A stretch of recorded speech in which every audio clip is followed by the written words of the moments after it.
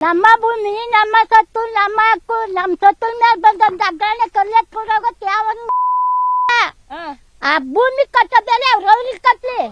ಅವ್ರವ್ರಿಗೆ ತಾಳಿ ಕಟ್ಲಿ ಭೂಮಿಗ್ ಬೆಲೆ ಭೂಮಿ ತಾಯಿ ಎತ್ತಾಯಿ ಭೂಮಿ ಬೆಲೆ ಕಟ್ಟೋದ ಅವ್ನ ನೆಂಟ್ರ ತಾಳಿ ಕಟ್ಲಿ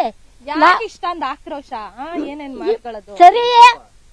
ಬಂಜರ್ ಭೂಮಿ ಅಂತಾರೆ ಹುಲ್ಲು ಮುಸ್ಕೊಂಡ್ ಜೋಳ ಹಾಕೊಂಡು ಬೇವಿನ ಬೀಜ ಹಾಯ್ತಾರೆ ವಂಗೆ ಬೀಜ ಹಾಯ್ತಾರೆ ದನ ಮೇಸತ್ತ ಒಂದ್ ಚಿಕ್ಕದ್ದು ಕುಯ್ತಾರೆ ಮಕ್ಕಳು ಸಾಕ್ತಾರೆ ಓದ್ತಾರೆ ಒಂದೆರಡು ಲೀಟರ್ ಹಾಲು ಹಾಕೊಂಡು ನಿಮ್ ಮನೆ ಆಳಾಗ ಯಾಕೋ ಇದು ಮಾಡ್ತಿದ್ರಿ ಮನೆಗ್ ಬೇಕಿದ್ದಿಲ್ಲ ಅಯ್ಯೋ ಯಾಕೆ ನಮ್ಮ ಮಕ್ಕಳು ಮೊಮ್ಮಕ್ಕಳು ಎಲ್ಲ ಎಲ್ಲಿ ಹೋಯ್ತಾರ ನಾಳೆ ಇವತ್ತು ಹೋಯ್ತೀವಿ ಯಾವ ದೇಶಕ್ಕೆ ಹೋಗ್ತಾ ಇರ್ತಾರ ನಮ್ ತಾತ ನಮ್ಮ ಮಿತ್ರ ಸಂಪಾದನೆ ಮಾಡಿರೋದ್ರಲ್ಲಿ ಜೀವನ ಮಾಡ್ತಾರೆ ನೀನ್ ಬಂದೊಂದು ಅಗ್ರಾಡ ಕಲ್ಲೆತ್ಕೊಡೋದು ನಮ್ ಜಮೀನ್ ಬೇರೆ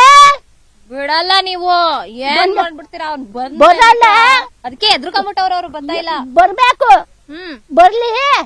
ಅದ್ ಬೇಕಾದ್ರೆ ಫ್ರೀ ಮಾಡ್ಕೊಡ್ತೀವಿ ನಮ್ ನೆಲೆ ಮೇಲೆ ಬಂದ್ ನಿಂತ್ಕೊಬ ನಮ್ಮ ಮಕ್ಕಳು ಕೆಲ್ಸ ಕೊಡ್ಬೇಡ ನಮ್ ತಾತ ನಮ್ಮ ಮೆತ್ಬಿಟ್ಟು ಸಂಪಾದನೆ ಮಾಡಿರೋದು ನನ್ ಮೊಮ್ಮಗ ಸಾಯ ಗಂಟ ಜೈಕೊಂಡ್ ತಿಂತಾನೆ ನಮ್ಮ ಆಸ್ತಿ ಕೊಟ್ಬಿಟ್ಟೆ ಅಯ್ಯೋ ಏನ್ ಮಾತುಗಳು ನಿಮ್ಗಿರೋ ಸಿಟ್ಟು ಯಪ್ಪ ಯಪ್ಪ ಅಯ್ಯೋ ಆಗ್ತಾ ಇಲ್ಲ ಕೇಳಕ್ಕೆ ಎಷ್ಟು ಸಿಟ್ಟು ನೋಡಿ